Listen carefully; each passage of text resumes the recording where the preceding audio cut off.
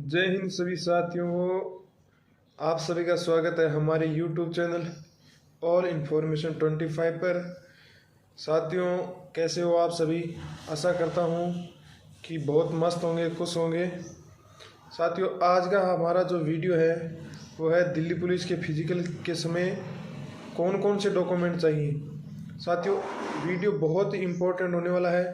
Physical के समय आपको कौन कौन से डॉक्यूमेंट लेकर के जाने हैं, तो साथियों वीडियो को पूरा देखिए। एडमिट कार्ड के साथ साथ आप लोग डॉक्यूमेंट्स कौन कौन से लेकर के जाने हैं, डॉक्यूमेंट्स कब के होने चाहिए, ड्राइविंग लाइसेंस, वार्ड सर्टिफिकेट में सारी जानकारी से रिलेटेड पूरी इन्फॉर्मेशन आप लोग को मिल जाएगी। पीएमटी वगैरह आप लोग का जो होने वाला है, जी हाँ पीएमटी और आप लोग का होने वाला पूरी इन्फॉर्मेशन आप लोग को दी गई है। Running, long jump, high jump वगैरह। और इसके अलावा जैसे ही आप लोग नीचे आते हैं, यहाँ पे Delhi police admit card download का लिंक दिया, इस पे जैसे ही आप लोग क्लिक करते हैं आप लोग का इस प्रकार का पेज ओपन होगा। यहाँ पे आप लोग को अपनी डिटेल डालनी है। जी हाँ, 13 जनवरी 2024 से 20 जनवरी 2024 तक आप लोग के यहाँ पे फिजिकल चलने वाले हैं। तो रजिस्ट्रेशन नंबर डालिए, डेट ऑफ बर्थ डालिए और जो भी आप लोग का वेरीफाई ह्यूमन दिया है, ठीक है, प्लस करने को बोला है, प्लस करके आप लोग लिख के सर्च कर लेंगे, एडमिट कार्ड का लिंक आप लोग का आ जाएगा। इसके अलावा यदि आप लोग को रजिस्ट्रेशन नंबर नहीं पता, रोल नंबर पता, रोल नंबर डालिए, डेट ऑफ बर्थ डालिए, प्लस करने को बोला है, प्लस करके लिखिए, सर्च कीजिए, आप लोग एडमिट कार्ड डाउनलोड कर लेंगे। या फिर इसके अलावा आप लोग यहाँ पे नाम, father name, date of birth और जो भी आप लोग से बोला गया वो करने के बाद आप लोग जो है यहाँ पे सर्च कीजिए, आप लोग का जो है एडमिट कार्ड डाउनलोड का लिंक आ जाएगा। जी हाँ, इस प्रकार का पेज आप लोग का यहाँ पे ओपन हो जाएगा। यहाँ पे आप लोग को पूरी डिटेल दी होगी, रोल नंबर, नाम, father name, date of birth, category वगैरह, पीईएमटी वगैरह, रिपोर्टिंग टाइम वगैरह। और नीचे आप लोग का click here to print admit card call letter, तो इस पे जैसे ही आप लोग क्लिक करेंगे आप लोग का कॉल लेटर यहाँ पे डाउनलोड हो जाएगा। जी हाँ, यही है आप लोग का फिजिकल का एडमिट कार्ड। इसी एडमिट कार्ड को आप लोग को लेकर के जाना है physical endurance and measurement test. जी हाँ, शारीरिक क्षमता मापदंड परीक्षा। टिकट नंबर वगैरह आप लोग को दी है, एग्जाम डेट यानी कि फिजिकल की डेट वगैरह, रोल नंबर, रजिस्ट्रेशन नंबर वगैरह आप लोग को पूरी जानकारी। रिपोर्टिंग टाइम आप लोग को दिया गया है, तो रिपोर्टिंग टाइम आप लोग का 7 बजे का है।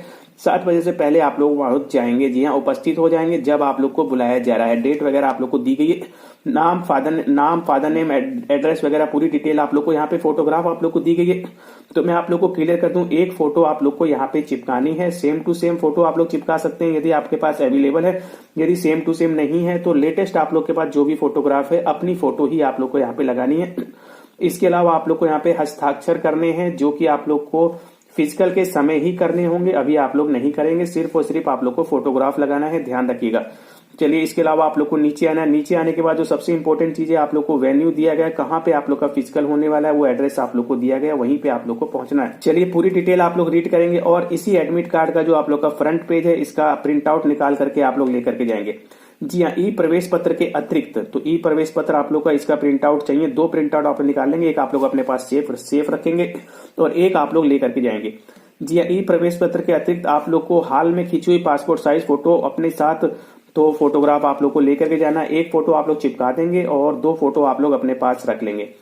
जी हाँ, और इसके अलावा आप लोग को मूल जन्म तिथि के प्रमाण पत्र, इसके अलावा आप लोग को एडमिट कार्ड, फोटोग्राफ के साथ साथ या तो आप लोग के पास पासपोर्ट हो या फिर आधार कार्ड हो, ड्राइविंग हो, सर्विस आईडी हो, कर्मचारी या विश्वविद्यालय, कॉलेज, मतदान पहचान पत्र, ठीक है। इसके अलावा पैन कार्ड, भूतपूर्व के डिस्चार्ज या फिर केंद्र राज्य द्वारा प्रदान किया गया फोटो, कोई भी आईडी प्रूफ आप लोग के पास है आप लोग को लेकर के जाना होगा। आधार कार्ड है तो बेस्ट है, आधार कार्ड नहीं है तो ड्राइविंग लाइसेंस तो आपको लेकर जाना ही है। ड्राइविंग लाइसेंस हो गया, ठीक है, 1 या 2 आप लोग आईडी कार्ड आप लोग रख लेंगे। तो एडमिट कार्ड हो गया, फोटो हो गया, आईडी प्रूफ हो गया, ये तीनों चीजें आप लोग की इंपॉर्टेंट हो गई, नोट कर लीजिए। इसके अलावा शैक्षिक प्रमाण पत्र, तो जो भी आप लोग की एजुकेशन क्वालिफिकेशन मांगी गई थी कांस्टेबल की पोस्ट के लिए, शैक्षिक प्रमाण पत्र आप लोग को लेकर आना होगा, 10, 12 जो भी, ठीक है।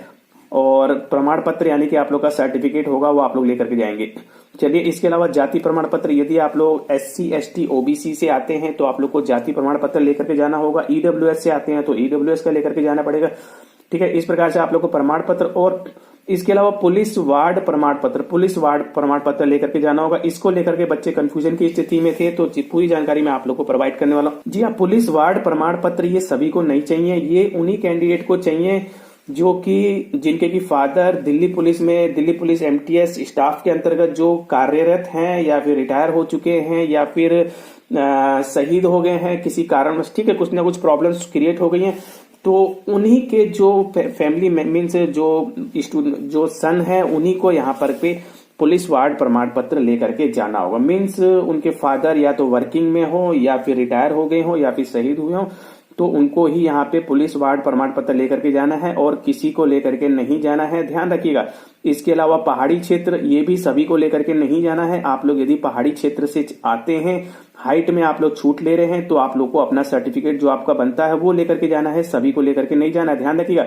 इसी प्रकार से खेल प्रमाण पत्र सभी को लेकर के नहीं जाना है। यदि आप लोग के पास है, आप लोगों ने अप्लाई किया, तो आप लोग खेल प्रमाण पत्र यहाँ पे लेकर के जाएंगे, नहीं तो सभी को लेकर के नहीं जाना है। इसके अलावा विभागीय प्रमाण पत्र, आप लोग विभागीय हैं, कर्मचारी वगैरह हैं, ठीक है, तो आप लोग वो प्रमाण पत्र लेकर के जाएंगे, सभी को लेकर के नहीं जाना है।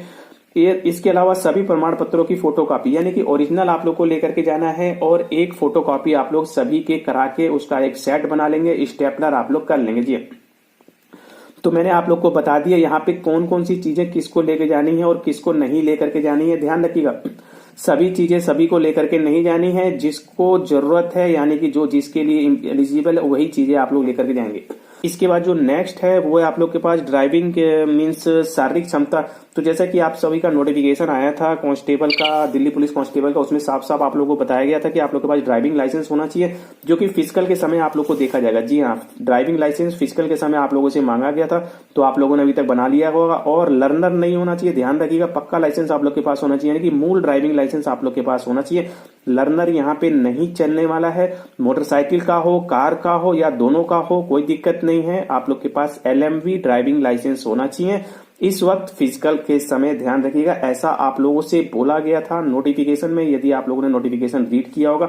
जी हाँ, यही है वो नोटिफिकेशन। और मैं आप लोग को क्लियर कर दूं, यहाँ पे आप लोग की जो फॉर्म अप्लाई की लास्ट डेट थी वो 30 सितंबर 2023 है। यही वो डेट है जिस डेट को आप लोग के पास सर्टिफिकेट होने चाहिए सभी। इसकी जानकारी आप लोग को नीचे दी जाएगी। जी हाँ, 30 सितंबर 2023, इस चीज का आप लोग ध्यान रखिएगा, यही आप लोग की क्रूशियल डेट है।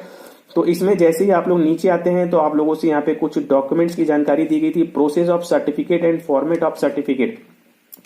इसमें आप लोग का एक ऑप्शन तो नीचे था जिसमें कि 12th आप लोगों से मांगा गया था, मैंने आप लोग को बताया 10th और 12th की सर्टिफिकेट अगर आप लोग लेकर के जाएंगे।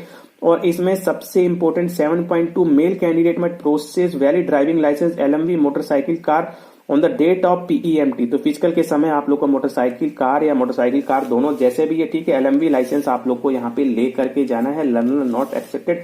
तो ये बिल्कुल क्लियर है, आप लोग का ध्यान रखिएगा, कंफ्यूजन आप लोग की दूर हो चुकी होगी। लर्नर नहीं चलेगा, पक्का आप लोग को लेकर के जाना है।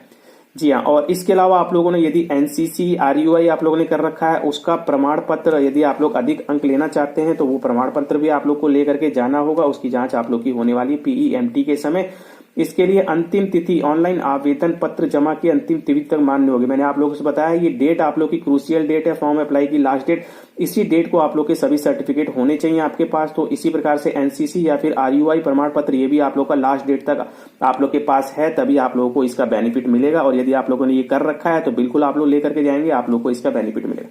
चलिए, इसके अलावा आप लोग को बताया गया शारीरिक क्षमता एवं मापदंड के दौरान कोई यदि आप लोग की जो फिजिकल होने वाला है इसमें कोई दुर्घटना वगैरह होती है तो इसके लिए दिल्ली पुलिस जिम्मेवार नहीं होने वाला है। और इसके अलावा शारीरिक क्षमता एवं मापदंड के समय किसी भी कोई भी यात्रा भत्ता वगैरह आप लोग को नहीं दिया जाएगा, यानी कि कोई अलाउंसेज वगैरह आप लोग को नहीं दिया जाएगा आने जाने के लिए। और शैक्षिक योग्यता, ड्राइविंग लाइसेंस जैसे पात्रता को पूरा नहीं करते हैं तो उनको प्रवेश नहीं दिया जाएगा। यानी कि यदि आप लोग के पास ड्राइविंग लाइसेंस नहीं है, पक्का मूल ड्राइविंग लाइसेंस नहीं है, या फिर आप लोग शैक्षिक योग्यता जो 12th क्लास मांगेगी आप लोग नहीं है, तो आप लोग यहाँ पे एलिजिबल नहीं रहेंगे। जी हाँ, इसके अलावा आप लोग को बताया गया है पहाड़ी क्षेत्र, तो सर्टिफिकेट आप लोग को सभी लेकर के जाने हैं। पहाड़ी क्षेत्र, अनुसूचित जाति, तो पहाड़ी क्षेत्र से आते हैं या फिर आप लोग अनुसूचित जनजाति से आप लोग आते हैं, ST से आप लोग हाइट में छूट ले रहे हैं, तो बिल्कुल आप लोग को अपना सर्टिफिकेट लेकर के जाना होगा। सर्टिफिकेट का फॉर्मेट वगैरह आप लोग को दिया है।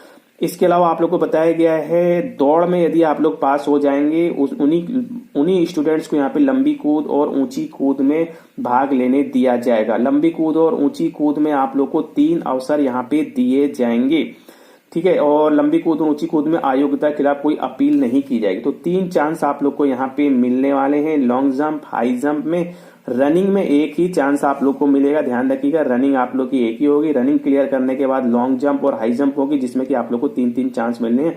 3 चांस में आप लोग को क्लियर करना होगा, लॉन्ग जंप, हाई जंप अलग अलग। चलिए, इसके अलावा आप लोग को बताया गया है इसके बाद शारीरिक जो आप लोग की क्षमता की जांच होगी, यानी कि हाइट वेट वगैरह आप लोग का देखा जाएगा। हाइट वेट चेस्ट, ये आप लोग का फिजिकल मेजरमेंट टेस्ट होने वाला है PET के बाद। चलिए, इसके अलावा आप लोग को बताया गया है वेन्यू, यानी कि आप लोग के जो भी एड्रेस वगैरह दिया गया, जहां भी आप लोग को बुलाया जाएगा वहीं पे आप लोग को जाना है। कहीं और आप लोग को एड्रेस चेंज की यहाँ पे बात नहीं स्वीकार की जाएगी। और आप लोग को सलाह दी जाती है कि एक दिन पहले आप लोग सेंटर पे जाके सेंटर को देख ले, ताकि उस दिन आप लोग को प्रॉब्लम ना हो।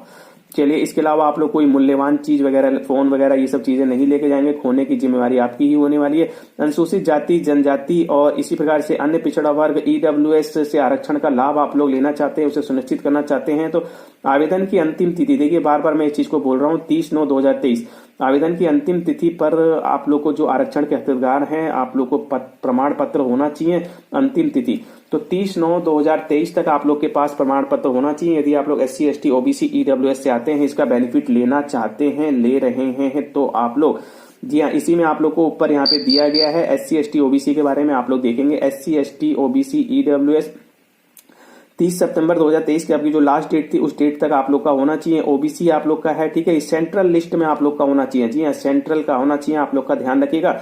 लेकिन ओबीसी आप लोग का सेंट्रल लिस्ट में वैलिड है, लेकिन यदि आप लोग का OBC government of NCT of Delhi का है तो भी आप लोग का वैलिड है, कोई दिक्कत नहीं, ठीक है। तो इस प्रकार से सेंट्रल लिस्ट, सेंटर का आप लोग का यहाँ पे सर्टिफिकेट होना चाहिए। ओबीसी एनसीटी दिल्ली या फिर सेंट्रल का है तो भी आप लोग का वैलिड है।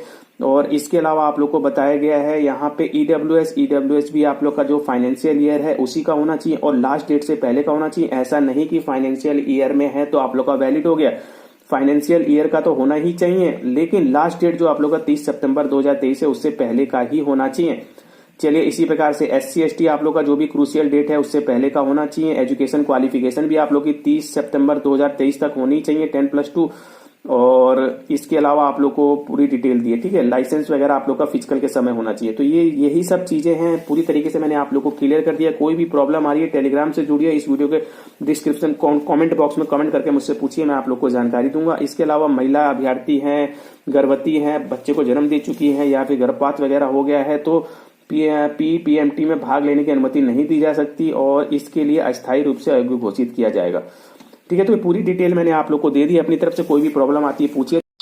साथियों, जानकारी अच्छी लगी तो वीडियो को लाइक कर दीजिए, शेयर कर दीजिए और हमारे YouTube चैनल को सब्सक्राइब कर लीजिए।